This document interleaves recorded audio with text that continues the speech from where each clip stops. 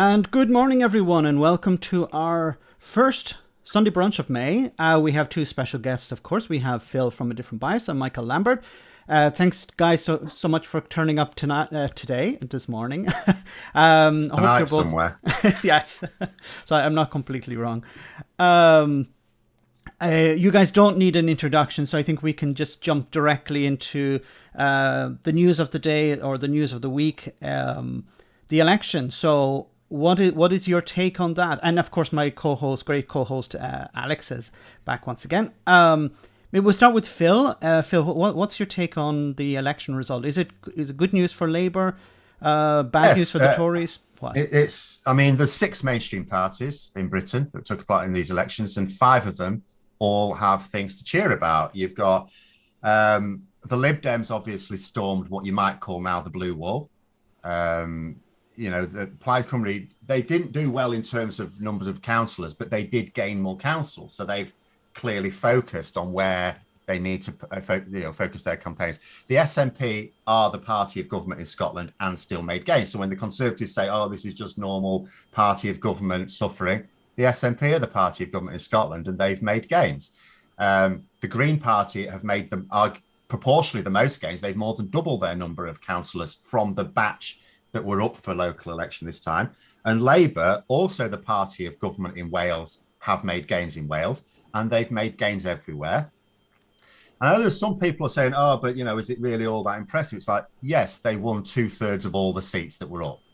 Objectively, if one party out of six mainstream parties wins 2/3 of all the seats, that's objectively good. It was the reason why in some parts of the country it looked a bit less impressive in terms of gains is because they did quite well in 2018. You can't, if you've already won a seat, the best you can do is retain it. They swept London because London was very bad for Labour in 2018. They did very well in Scotland because they did poorly in Scotland in 2018. So, it was actually very good news for everyone, apart from the Conservatives, unless you read the Daily Express, in which case it was brilliant. Okay, before we go to Michael, what about in the news they're talking about the red wall, where the red wall remained blue. Didn't know, did it? Most of the red wall wasn't even up for election, and the bits that were, there were areas where the Conservatives made gains, and there were areas where Labour made gains. So the key thing is, did Labour make gains in its target areas? And it did. Like Rosendale is a target for the general election. They made gains there. Wakefield made gains there.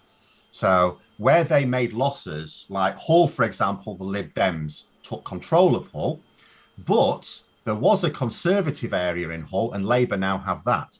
So when it's come to the contest between Labour and the Conservatives in some cases, and also no one really believes Labour have Hull already in terms of Westminster seats, and they will retain that. So it's really, if you're trying to read into it for the general election, where Labour have key targets, they took it. And then there's the Cumberland. It's technically a new council, but it was gerrymandered to help the Conservatives take it. They deliberately moved things around to help the Conservatives take that council. And despite the gerrymandering, Labour still took it off them. So, so although, yes, the Conservatives have made gains in some areas, Labour have also made gains, and they've made gains in the places they're targeting. Because no one really targeted these local elections specifically. They obviously went around campaigning. The targeting has been about the long game for the general election. And a lot of those areas for Labour, like the Lib Dems, a lot of the places they're targeting were up for local election. They've done very well. A lot of the places that Labour are really after are up for local election next year. So that'll be interesting there. But as I say, they did do well in Wakefield, and Wakefield's up for by-election soon, because now Imran Khan has actually formally resigned. So that should now be, there's no reason for that by-election not to be June, July. And the Tory MP for wherever it is, Tillotson or Hobart, it's one of these little small town names, can't remember. But the area of Somerset, sorry, I'm thinking of the tractor pump guy.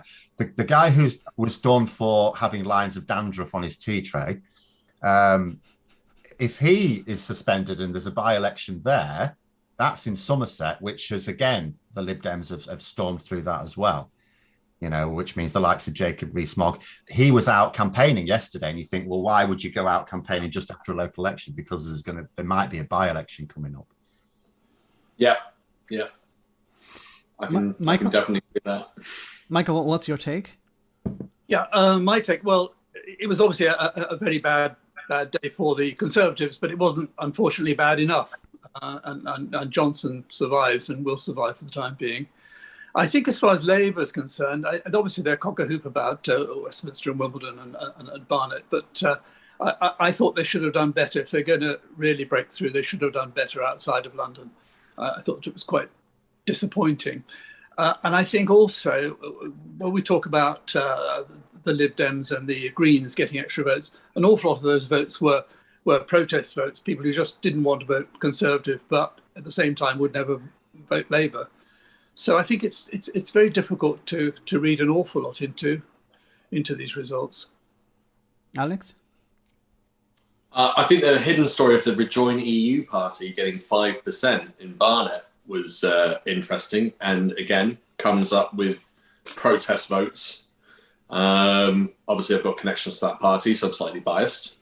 But yeah, it was interesting to see that took place. Overall, I mean, he got thumping. I mean, there's no sugarcoating it.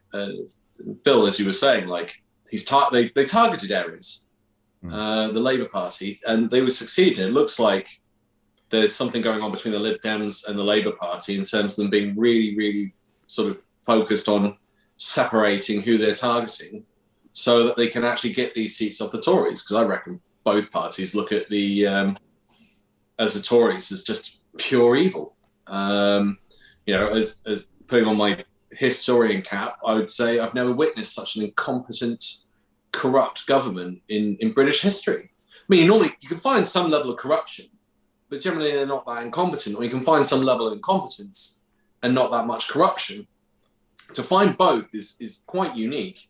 And, I'm very aware of the Thatcher government, the Major probably incompetent, Thatcher arguably, for some, did a good job. The other part of the country, frickin' evil. And yet they've managed to combine both, which is quite unique for the Conservative Party. And, this is all coming back to haunt them. The level of incompetence, it's a story every month, week, day of something that they've done that's just horrendous. And it's not too shocking that they've been thumped in the nose. And, this is just, I think, a first step in sort of potentially the demise of the Tory party. And maybe the right-wing party branching out. I don't know if you guys had, I don't know whether it was the Express or the Daily Mail, just before the election, they had set the bar really high. They said, it would be a disaster if the Tories had lost, was it 600 or 800 seats? 800. That was the Telegraph, and then the Daily Mail said if they lost 350 in England, and then they lost, in England, I think it was 344 or something. Well, then it's obviously not a disaster. Yeah. Well, no, it's 6 short of a disaster. What about in Scotland? So instead we've seen the Tories completely decimated and the Labour Party replace them, and the SNP pick up seats. That's unusual. After how many years have the SNP been in power? Yeah, so that's 13. Unusual. No. Yeah, but then every day that Johnson's in, they're more likely to want to separate. There was a big hoo-ha over the Ukraine, wasn't there? Where they were saying, because the Ukraine war's on, there can't be an independence referendum. But then, more scandal comes out, and it just upsets more Tories. And every time the Conservatives go north of the border and go into Scotland, someone says something to pee off the Scots. I mean, in Scotland, they had an extra problem in that Douglas Ross, the Scottish Conservative leader, has looked like a rabbit caught in headlights. So he first of all took a strong stance against Boris Johnson, and then he fell into the trap of using the Ukraine war as a reason to dither and say, we shouldn't get rid of him now. And that's made him look weak. So they've had double trouble in Scotland. They've had the general problem of the National Party, Boris Johnson's party. and the fact that Douglas Ross is not drawing a distinction. No. He's definitely not doing... who was the previous leader? Ruth Davidson. She did... It felt like she drew a line and was like, no, we've got Scottish Toryism here. That was how she was going to stand out, and that was part of the reason she was able to do that. Douglas Ross should have just stuck his feet in and gone, no, you need to get rid of him. Yeah. You know, if you've said that once, you can't backtrack. It'll just, as you said, it always looks weak. What do you think, Michael? Sorry, I haven't been following Scotland very closely, so I'm not going to comment on something I don't know a great deal about. You're not a Brexiteer then. The very thought of it. Well, I just want to read out super chat from Valerio. Thanks so much, Valerio. He says, what next after the last election result? So what does this mean for the general election? Is Boris Johnson going to call one soon? I know, Phil, you've mentioned how it'd probably benefit the Tories to call an election as soon as possible, because it would reduce the likelihood of losing more and more seats later on. Yes. Yeah, well, that's so I know Linton Crosby is their main strategist. It's the Australian fella. And he has been reportedly mulling this over. The issue for the Conservatives is this. If, obviously going for a general election this year, they're still quite likely to lose it. They don't know how Beergate's going to pan out. But they are still quite likely to lose it. But it's a case of, if next year the economic situation, they know the economic situation is going to be much worse. If it means they'd lose by even more next year, and then even more the year after, if it's like they're looking ahead and thinking, the latest we can have this election is 2025, January 2025. If the economic situation is just going to get worse and worse and worse, which it is because of Brexit, we could end up with a right thumping. So it's a case maybe of have general election this year, Labour form a weak minority government. They can't really deal with Brexit because their current Brexit position is absolutely rubbish. They're limited in how much they can align with the EU, because the promise to do that tinkers around the edges. You can't really properly catch up growth to other G7 nations while you've got these trade barriers in place. So they know that Labour will be limited in what they can do. They'll also have to do a lot of horse trading, not just with the Lib Dems, but the SNP as well. That'll slow down the legislative agenda, and they can hope to swing straight back. They might not even have to wait 5 years. A weak Labour government may not last 5 years.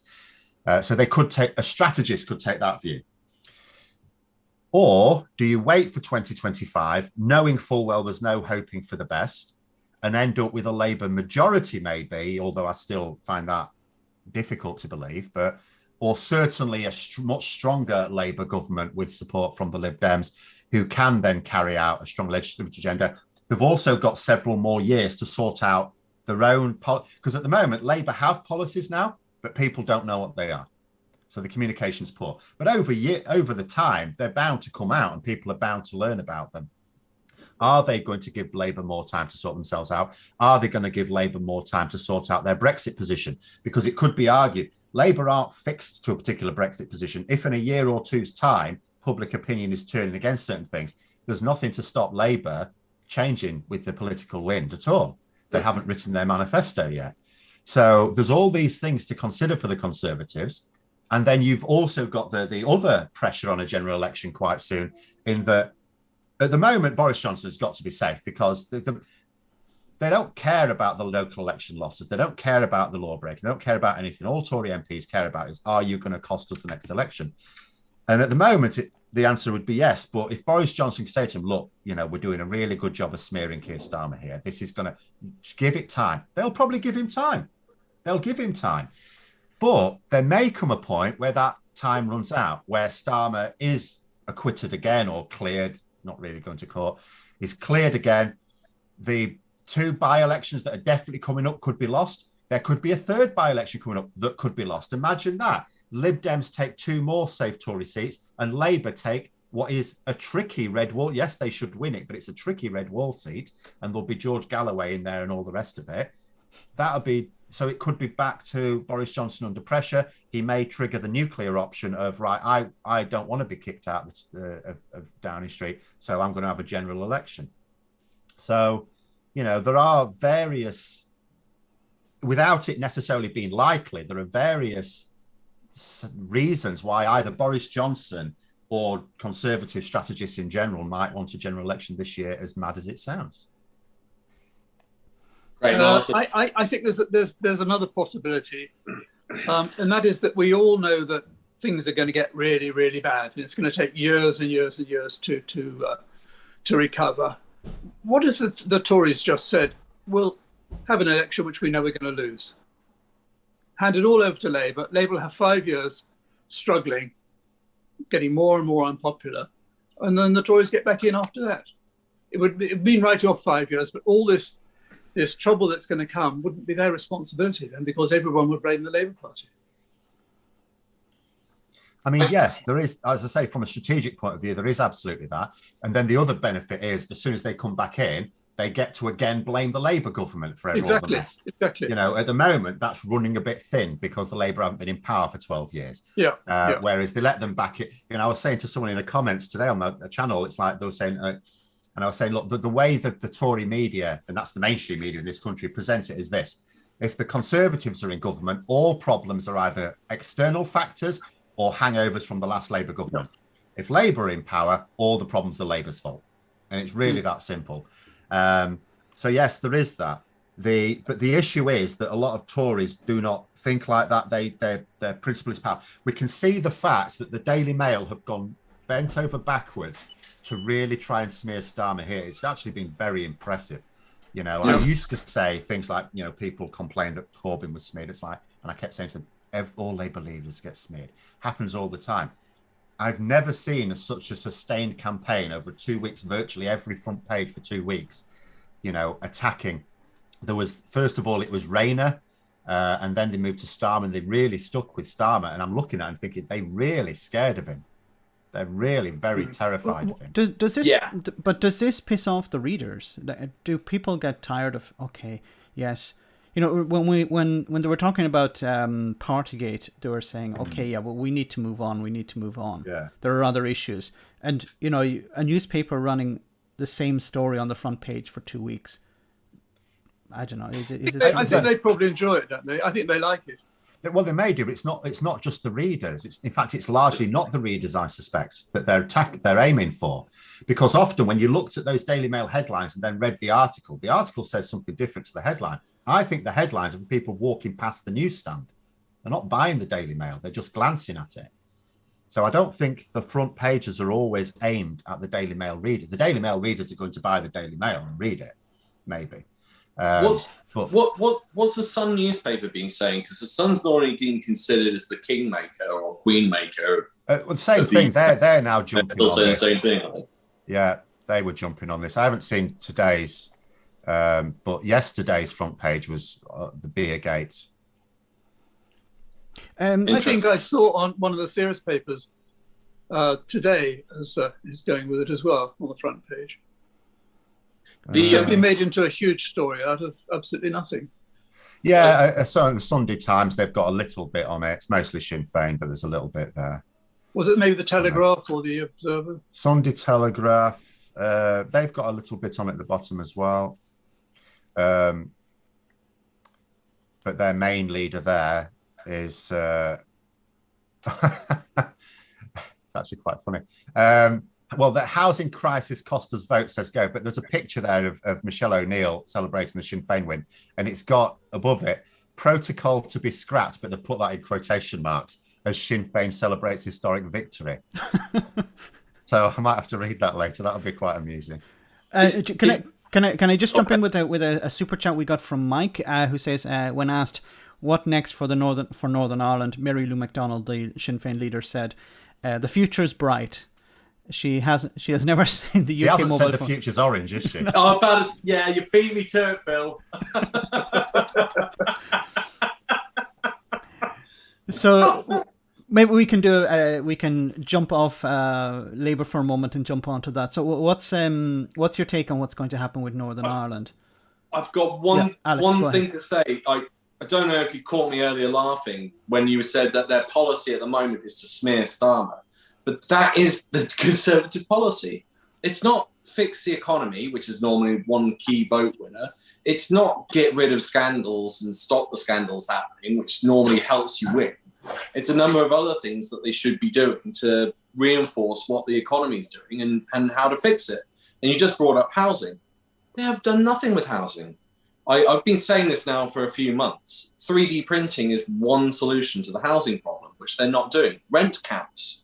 We were talking about earlier that I'm in Paris. They've got rent caps here within the city. And I'm pretty sure within a couple of other cities within France. You don't have rent caps in London. And so you're sort of looking at this and just going, they haven't got, if their entire engine is driven because they don't have decent policies, they don't have decent creativity, they don't have decent brains to come up with policies that actually fix the problems that are causing the economic turmoil. I mean, it says, they're in absolute terror of Keir Starmer. And as you said, it's a 2-week campaign. I'll probably continue. I was seeing tweets today from Darren Grimes and Tom Harwood, just names I don't like to say out in public or voice in general, sort of a Voldemort response there. But yeah, they're it says a lot about who they are, what they can do, and how much trouble they're in. And just to bring up the point of giving Labour 5 years, at the moment we tend to give each government about 10 to 15 years of time to manage and run the country. We don't seem to flip at the moment very frequently. That might change. It's always a possibility. But if it's like giving the policy over for 10 to 15 years, that's going to be interesting in itself. I don't think these things are going to go away, though, because Brexit's one of the biggest causes. But the media... It's all now propaganda, isn't it, rather than policy? It's constantly pumping out catchphrases and nonsense about, what was it last week? It was, he's going to fire up the economy, isn't it? And all this sort of stuff. They haven't got a clue how to fire up the economy. High-paying jobs was another one. Go on, sorry. Sorry, Max. No, it was high-paying job. High-paying job? It was low skill, low pay to high skill, high pay. How do you do that? Any idea? You would revamp the education system and overhaul it but that's a 10 to 20 year effect. That doesn't solve this year's problems. No, it doesn't. But that's how you get up to high skill. But the worst thing is they've been following this economist, Patrick Minford from Cardiff University. They've been following for about 8 years. And he said, this is where we're going to go. And they seem to be following it to the letter. Free trade, but we're going to go high skilled and sell high quality products. They have not overhauled the education system in the 8-year period.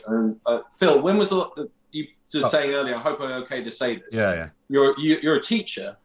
Now you do science. I believe you cannot have more than 20 in a classroom in science due to health and safety standards. Is that right up north? No, okay. Well, that's answered that question. I mean, during the pandemic, you didn't have that many. It depends on the size of your lab. But when I was before that, because I don't teach now, but when I took the last full-time job I had a fairly fair-sized lab, and it was sometimes it was full, and sometimes that would be over 30. Wow. Yeah. So I would assume then I'm hoping Phil's going to agree with me on this, but for me, I don't think it's fair on the students to have more than 20 kids in the class. And that's one of the targets that we should be aiming for. Now, it's really this simple. A private school has a very small student to teacher ratio. That's how they do well. It's really that simple. The more students you've got, the less attention you can give to each one. Exactly. And that's good or bad students as well. If it's bad students, they can distract class, disrupt it. One kid knocks out. Can easily knock out 30 kids worth of learning in 10 minutes. Because unfortunately, we're not allowed to knock them out anymore. The encouragement stick was made illegal when I was a small child. Can I just get back to that super chat about Northern Ireland? So at the moment until now you had the Unionists running Northern Ireland basically, and now you have Sinn Féin. Well, sorry. Go ahead. what you've got at the moment. So assume the DUP actually put their dummy back in and attend and storm on functions, which is the biggest if I've ever said. So if we assume that in reality, and people have pointed this out, and it's fair enough, nothing's actually changed, because the First Minister and the Deputy First Minister are of equal power. That nothing has changed. It's just the monarchy. It's the symbolism, but symbolism is also really important in Northern Ireland. The big thing that's changed is that the Alliance Party have stormed it, and this is the sort of party I would say I would vote for, because it is a party that says, look, we want to govern. We don't want this sectarian nonsense. You know, we want to govern, and they. So people have effectively got behind them much more. But in terms of the two big parties, it's still the DUP and Sinn Féin. The fact that it's flipped over in another legislative assembly would make a difference. Here, it makes no difference. It's purely symbolic. Yeah, it's a fundamental problem, I think, with the Good Friday Agreement, where it doesn't account for a party like the Alliance Party. Yeah, exactly. Yeah. And the Alliance Party ran on issues such as the cost of living crisis, NHS, and it's a pity that they. Well, Sinn Féin did as well, because they could afford to, because they knew that the DUP were boxing themselves into a corner. So Sinn Féin could afford to also campaign as a more normal political party as well this time, which I think would probably have helped. But again, I mean, I looked at the numbers as well. Numbers of people voting for unionist parties, numbers voting for nationalist parties. Not that far off. It's still unionist votes slightly ahead. Obviously, you don't know how many unionists and nationalists will have voted for the Alliance Party. So it doesn't say anything about the potential for a border poll at all. But you can imagine, again, symbolically, if the DUP go down a particular road and it triggers more elections at the end of this year or early next year, whenever it would be, it doesn't have to change very much for someone to say there's now more votes for nationalist parties than unionist parties. And again, symbolically, you know, that could change things as well, because it's very much about perceptions. Because the issue of a border poll, which even Sinn Féin is saying 5 years, they're not saying now, are they? You know, it's poorly defined as to what conditions trigger it. But you would think at some point someone's going to say, well, we think it's worth now getting a court to decide when it should be triggered. Oh wow, that'd be interesting. Put it back in the court's hands.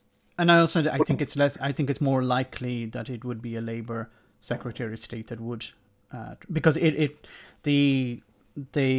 requires the Northern Ireland Secretary of State to trigger it. It's not the DUP or the Irish government or the EU or anyone else. It's the Northern Ireland Secretary of State, and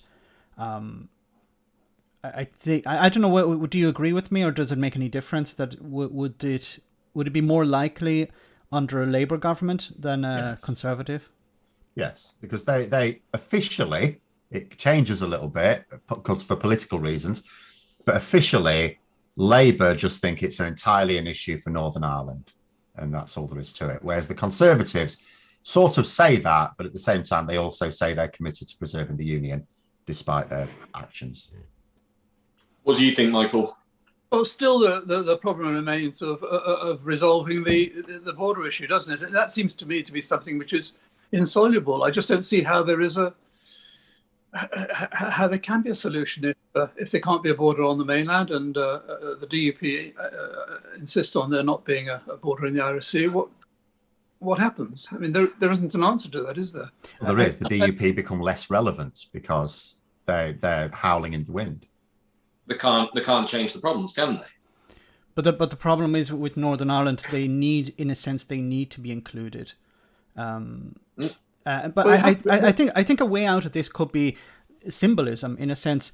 If the Tories are able to sell this idea that we've negotiated fewer checks, or we've renegotiated part of the protocol, if they can sell that to the DUP, and then the DUP can sell it to their supporters, that could be enough just for them to re-enter. Could it though? Because the DUP are very black and white about this. It's not a case of an acceptable level of checks.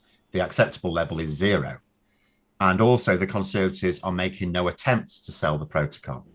They are at best describing the protocol as a millstone around their neck that's placed around them by the the evil EU who bamboozled David Frost. You know, that at best, that is what they've come out with. The Conservatives are making zero attempt to sell the protocol. They only tried to sell the protocol before the general election. Since then, they have never once tried to sell the protocol as a good thing. Yeah, it's not bizarre, is it? It's just there's no way of resolving it other than the only way to resolve it is either Northern Ireland becomes independent or you rejoin the EU. It's that simple. But then you've heard Jacob Rees-Mogg turn around and say, we don't want to be controlled by, it's like having the tail telling the dog what to do. It's like you're comparing Northern Ireland to the tail. I mean, this is where history comes back to bite you in the backside. You know, this is a issue that's been created as a result of British imperialism, and it's just not going to be resolved easily. And you know, I can see this turning into violence. Simple as that. Because one group that's why it'd be so easy to step back into troubles again. I think we already have. I mean, we've been talking about the press before we came on quite a bit, and I did a video. So there's a plug.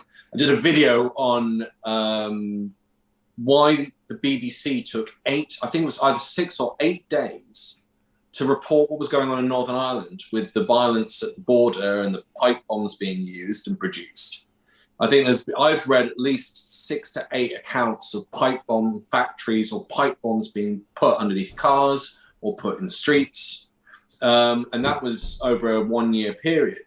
But then on top of that, the thing that really got my goat and I got really angry with the BBC over, and as well as other media, whilst all this violence and protest was taking place in Northern Ireland, which they weren't reporting on, they went and reported on an April Fool's Day prank in Belgium, which caused riots. Because some idiot went, and this is during COVID restrictions, posted that there was going to be a massive free concert in the middle of Brussels town square. So thousands of people turned up, and the police had to turn up with water cannons and break up the crowd. The BBC could talk about that, but it couldn't talk about violence taking place inside the UK. And you're like, right, there is a massive issue taking place within our media. But it also shows, do they really have any importance towards Northern Ireland if they're more interested in an April Fool's Day prank in Brussels than they are in Northern Ireland? Yeah, they keep people deliberately ignorant of what's happening in Northern Ireland. They only use it when they want to. The government don't care about Northern Ireland. I'd actually be interested if you gave people a blank map of Ireland, how many ministers could draw reasonably accurately the border between Northern Ireland and the Republic of Ireland. When you say ministers, do you mean Dominic Raab? Yeah, I mean any cabinet minister.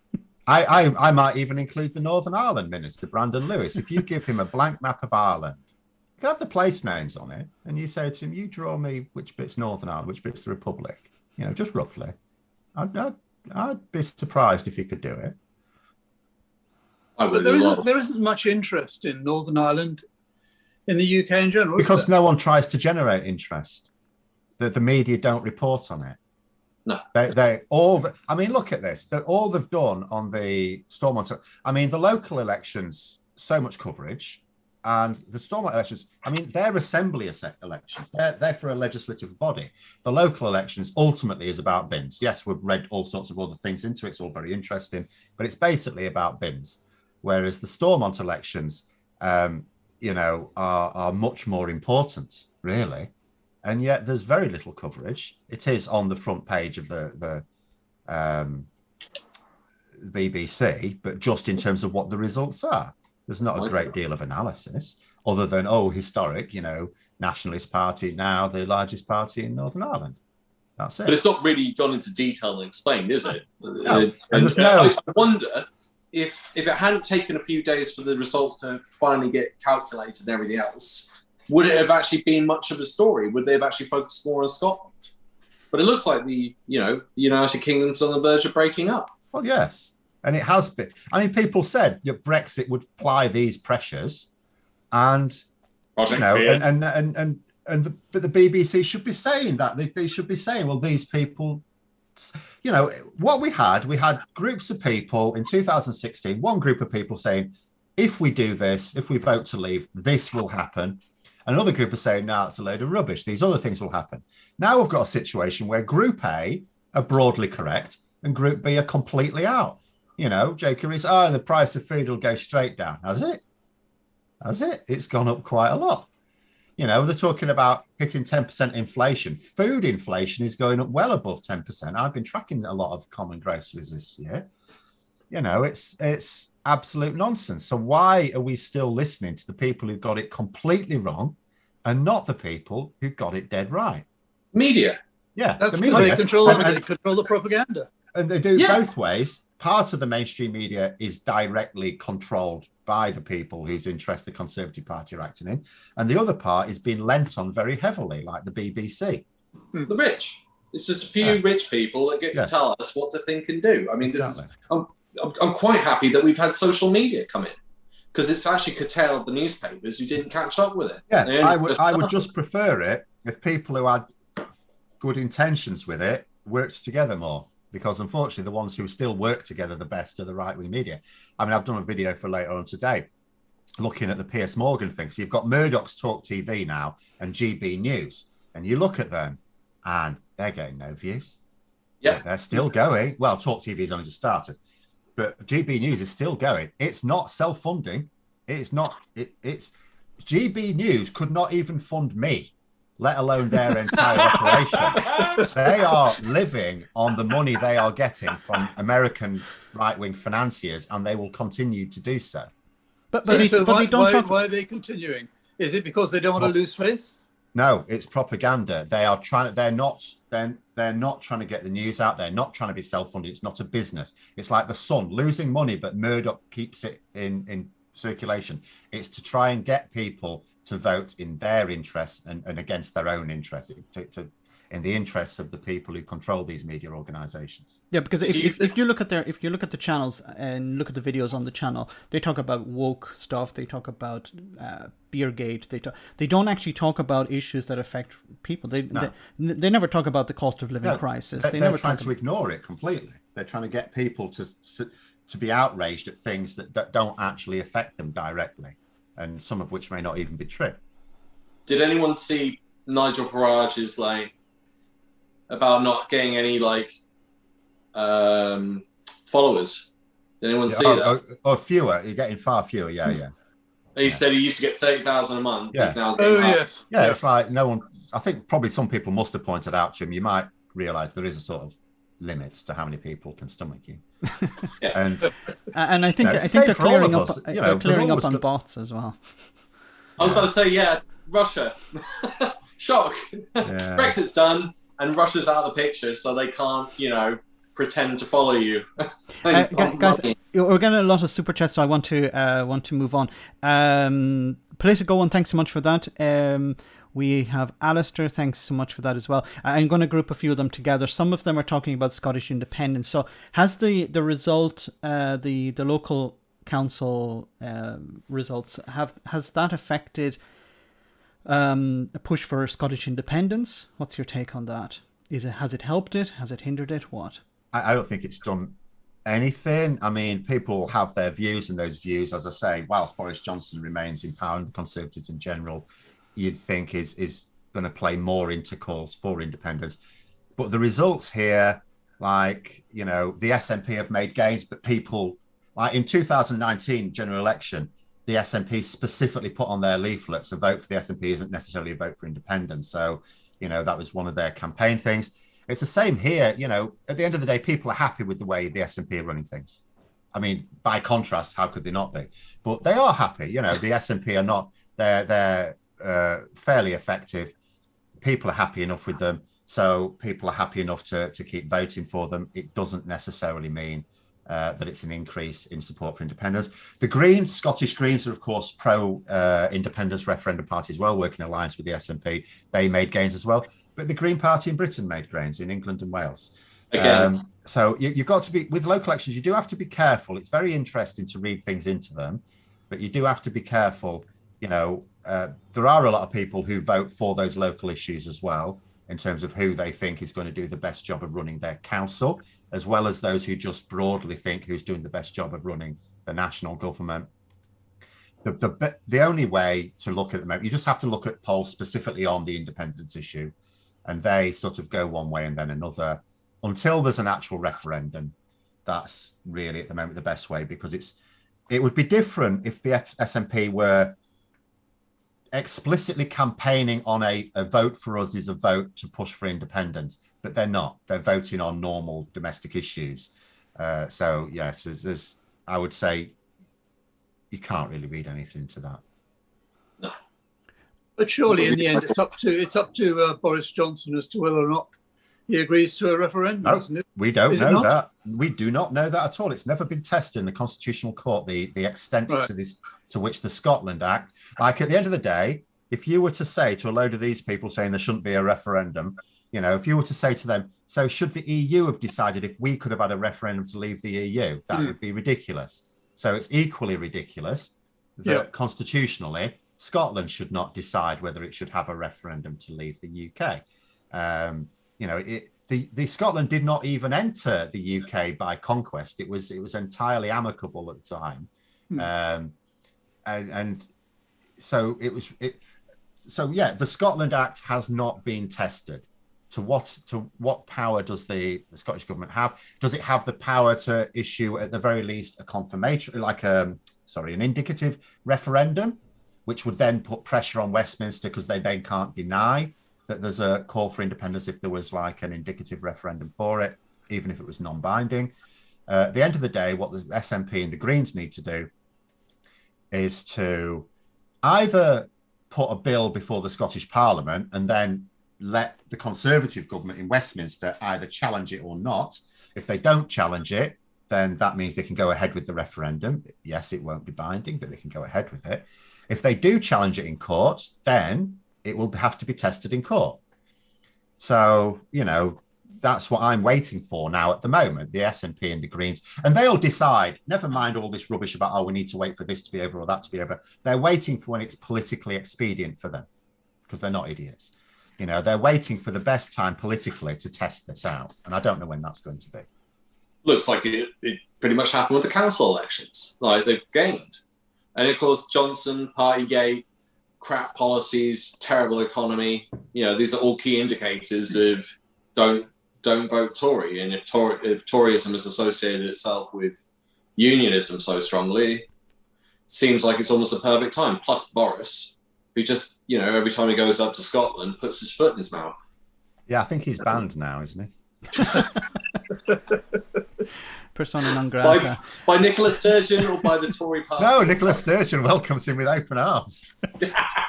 Oh no, she'll have him round Butte's house, no problem at all. I said if the SNP want to campaign for independence, they just need to put up posters of Boris Johnson. Not even a slogan, anything. Well, this is the thing. In the local elections in England and Wales and Scotland, like people pointed out, I didn't see either. There was no Conservative campaign leaflets with a picture of Boris Johnson on it.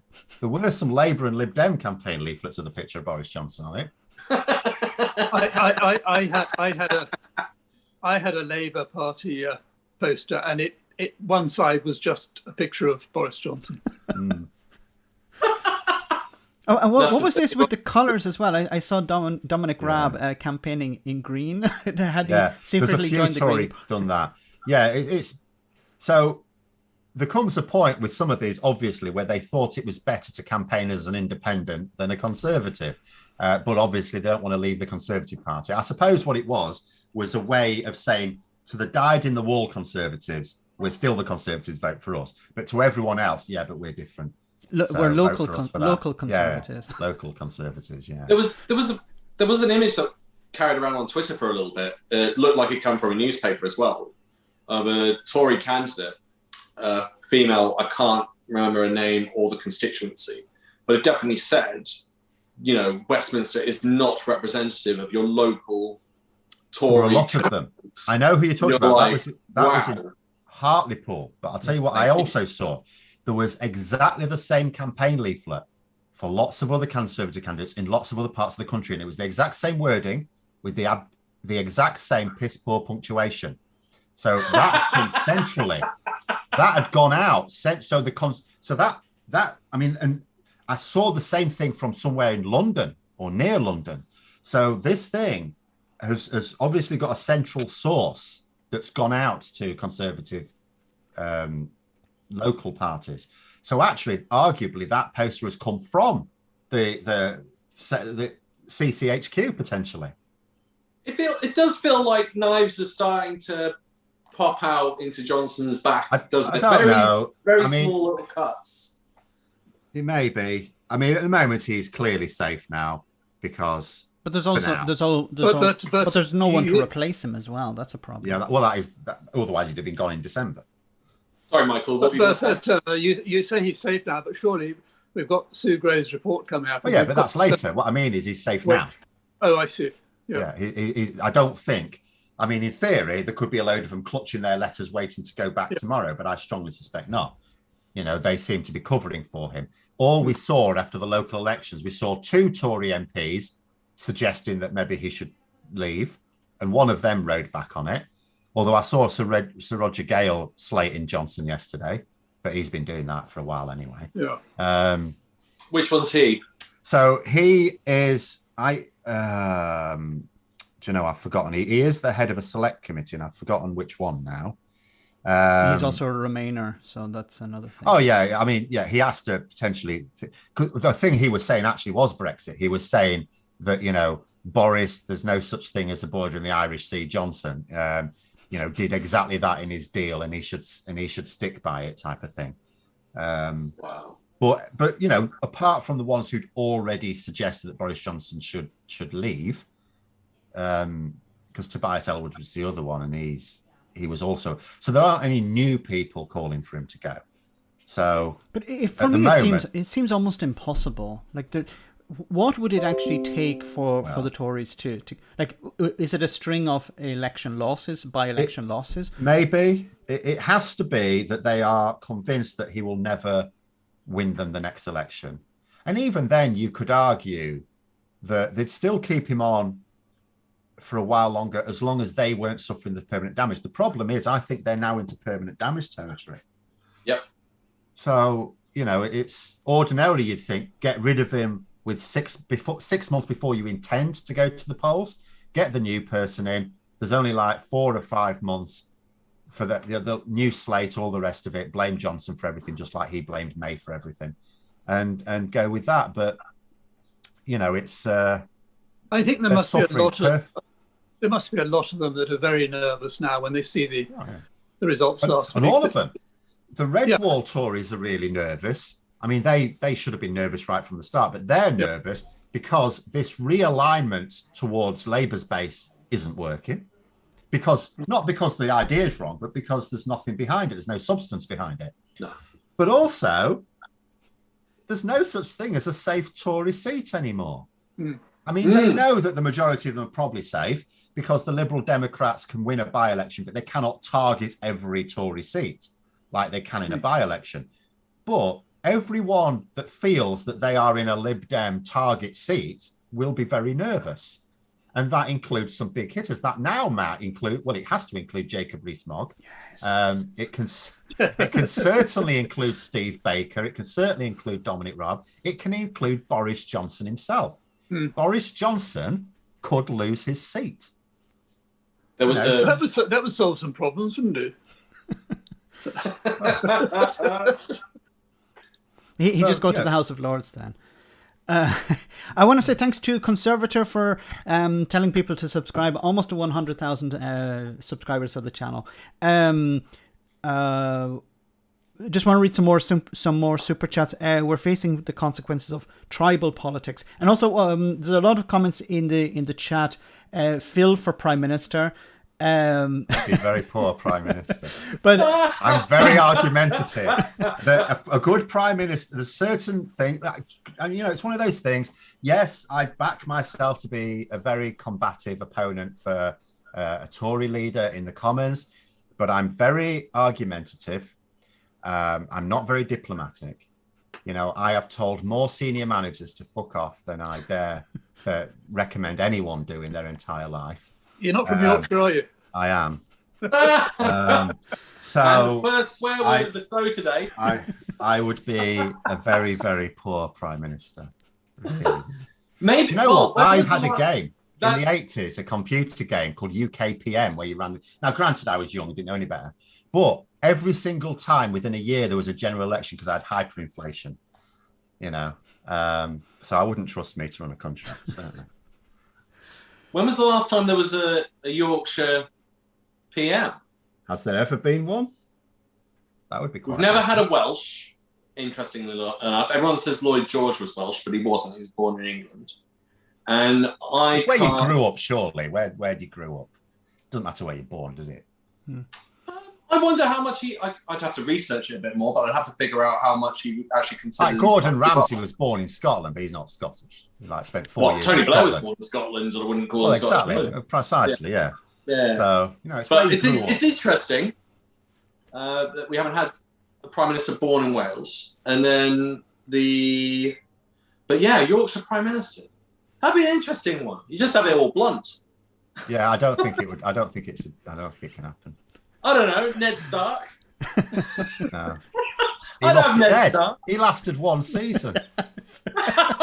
But as Shark, he lasted, what, was it 8? Yes. And I've got to be honest. He got shot a lot, though. Oh, but he survived. He survived. And he worked well with the Irish. Yes, yeah. There are a lot of super chat. I won't be able to read them all out, but I want to say thanks to everyone. I just want to talk a little bit about the cost of living crisis. Is this going to erode Tory support? We'll start with Michael. Michael, what's your take on the cost of living crisis? I think it must do. It's going to get so much worse. There are so many factors impacting upon the cost of living at the moment.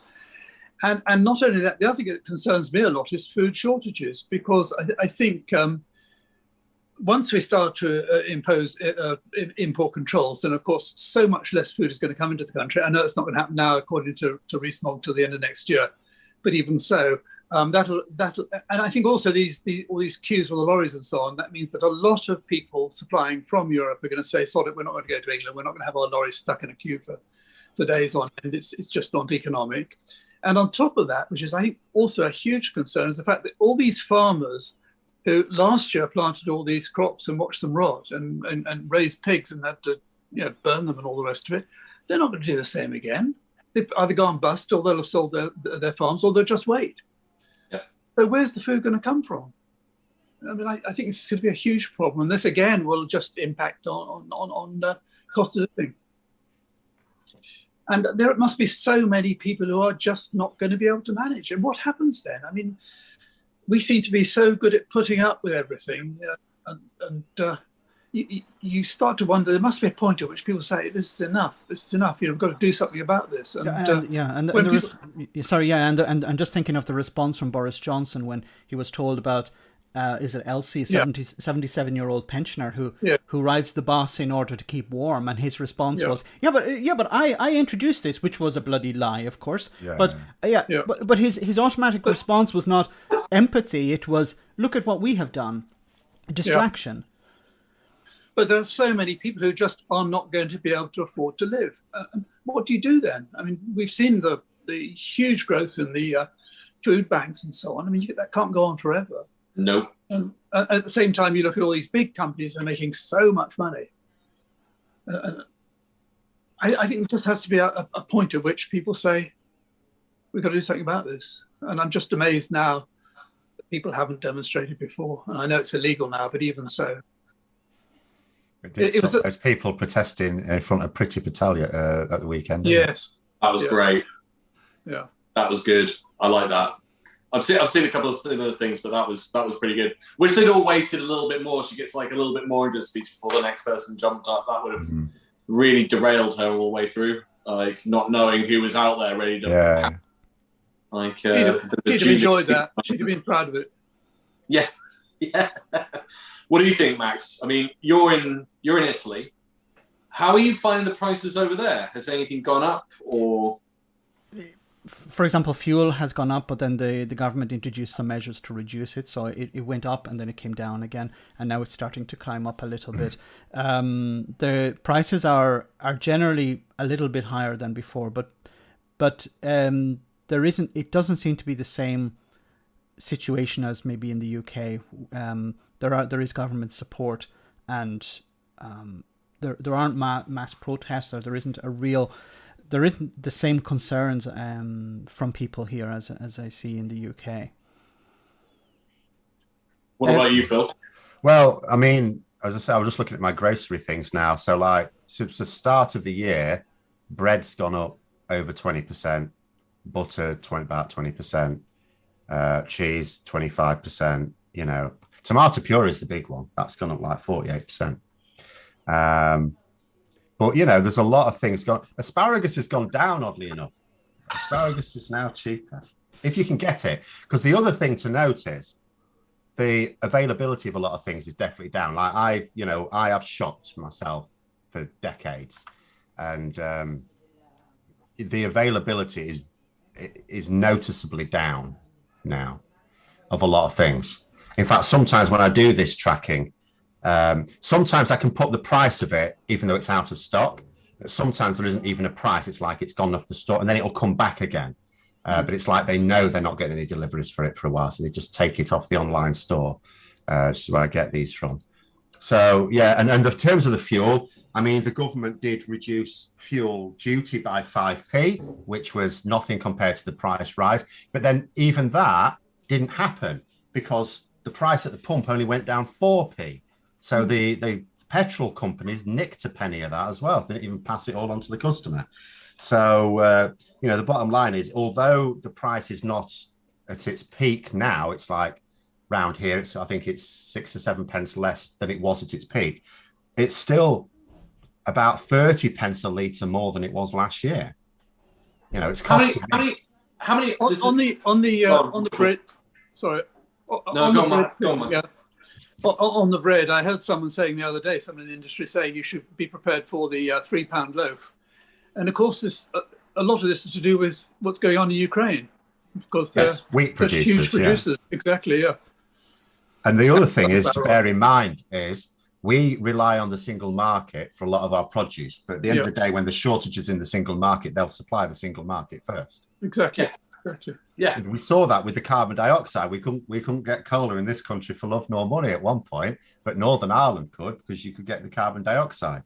You know, they'll prioritize the single market. So ironically, even when there is something that is down to a different global pressure, Brexit makes it worse. We will suffer more than others because of it. I think there was also a story about Norway. Norway providing either was gas or oil. They would prioritize the European Union because they had a deal with that. Of course. Is that something they've come out and said? I've got many connections here with a few things, and my partner's Norwegian, and she's always harping on about the great gas connection between England and Norway. How have they actually come out and said? No, I don't know if it was something official from the Norwegian government, but there was a story. I don't remember. It was a European newspaper. I read it about it at the beginning of the year, but I haven't heard anything since then. So there was a priority they were prioritizing European countries over the UK because of the agreement they had. Wow. Yeah, it's not surprising, is it, that they would go that? And again, we've shot ourselves in the foot. Phil, how many of those products that you've kept an eye on have gone over 25% this year? Not many have gone over 25%. I mean, it's only the ones I've looked at. It's what I've decided is a standard basket of goods. There's a lot around about 20%, but in terms of 25%, there probably is just the cheese and the tomato puree in terms of what I'm talking. So are you all aware of what hyperinflation is? Have you heard of it? I assume. Yeah. I'm not. So hyperinflation is essentially where you've got too much money being printed and not enough product. So 2008, we had quantitative easing, which is printing money by the central bank. And that money went into the private sector banks and then went over to the rich. So they printed off billions and billions of pounds to stop off a huge economic crash.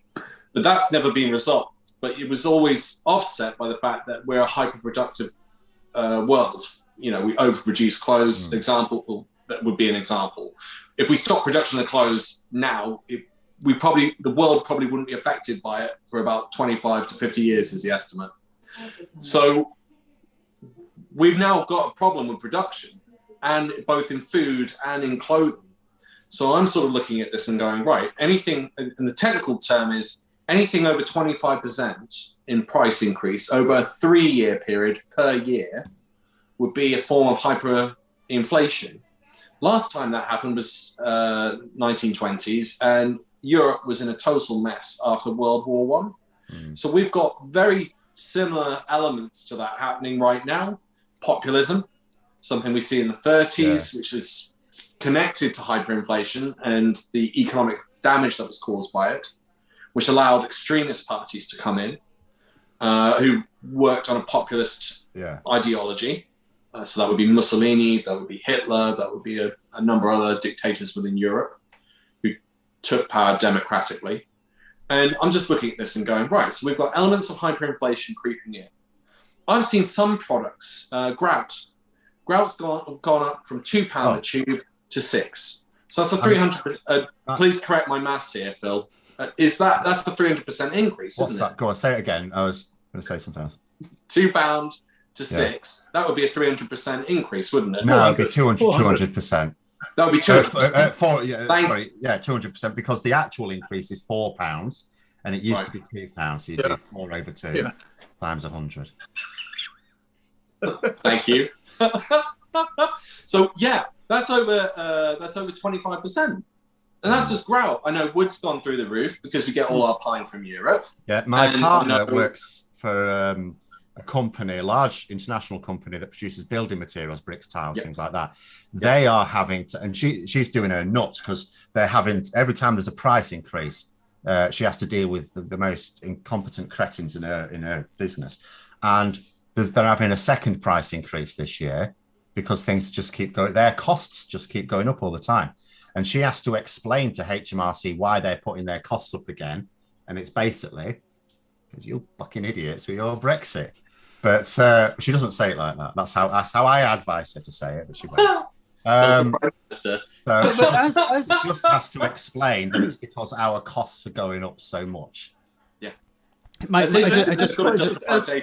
Sorry, Max. No. I just wanted to, just as a Brexit cost, my wife ordered some clothes last week from the UK and arrived a few days ago. From the post office, a note for customs duty of €44, and I said to her, "I'm sorry, but we can't buy stuff from the UK again." I have to see. I sometimes what I need to get, I can only get from Europe, so I have to cop for that all the time. I now regularly get a little email saying, we don't get it at the door. You get an email sent to you from DHL saying you need to pay this amount, and then we'll deliver it to you. So you log on and pay it. And it's always a very hefty proportion of the value of the actual item I bought. I tried to buy something from Germany the other day, which was £15. And when you go to pay, it's £25 for delivery to the UK. Yeah. So you don't buy it. You don't buy it unless you have to. You don't. And likewise, there are hundreds of thousands, millions of people in Europe who are no longer buying from the UK. Well, yeah. Totally cut that market off. Speaking of market, it's interesting you're saying the food shortage and everything else. So I'm in Paris right now, and right down the road from me is this amazing market, and it's full of fresh fruit and veg. I have not seen a shortage anywhere. I'd be tempted to take the camera out and just show you the market. And it looks I've seen amazing. plenty of people actually taking photos of supermarkets wherever they've been in the EU, including like Romania and places like that, and then coming back in saying it's just hit them. You know, it's like they got used to it. They just got used to the way the supermarkets are now here. Then they go abroad and they go, hang on a minute, the shelves are all full. What's going on? Yeah. So does anyone feel as if that's the reason why we're not getting our passports? Well, I'm not. I don't use passports. I'm certainly not going to. I don't go abroad these days. The last passport I had, I got when I was 15. It lasted till I was like 24 or whatever. And I used it to go to Paris, and then someone tried to kill me, so I don't go abroad anymore. So. Well, we'll have to leave that for another day. So we're just over the time. So I want to say massive thank you to Michael and to Phil for coming on today, and for Alex for doing a wonderful job as co-host. Thanks, man. So it'd be great if you guys can come back again for another Of course. chat. Yeah. Fantastic. Be nice. So, yeah. so thanks to everyone for sending super chats. Sorry we weren't able to read them all out. Well, I want to say thanks to everyone for coming on as well, for all of your comments and your support. I let you guys, if you want to say something before we finish. Phil, if you want to go first. Have a good Sunday. Fantastic. Because it's really sunny here, which I don't like, but apparently people do. So enjoy it. Michael? Yes, I had a very nice time. Thank you very much, Max, for arranging everything. And See you thank soon. you. Great. Peace. Alex? Yes. And thanks a Au revoir. lot. Au revoir. Thank you a lot. Have a safe trip back. Thanks a lot, guys, and see you soon.